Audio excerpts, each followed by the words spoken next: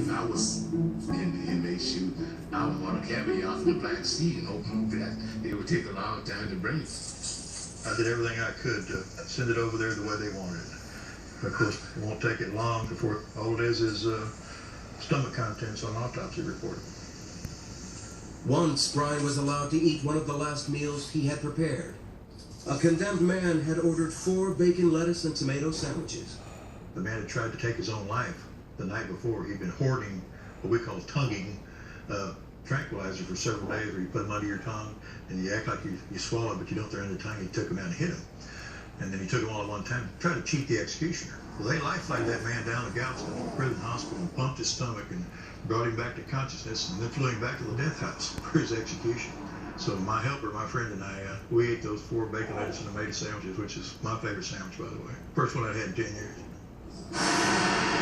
In 2011, Texas ended the tradition of the last meal request. Now, inmates get whatever is being served in the prison that day.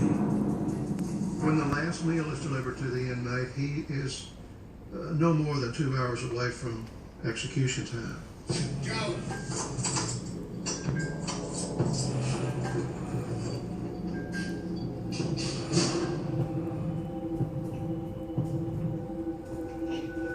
While the prisoner eats his final meal, the men and women who will witness the execution begin to arrive at the prison.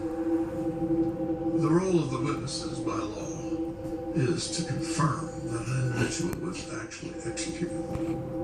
So they witness the actual execution. People volunteer to do this.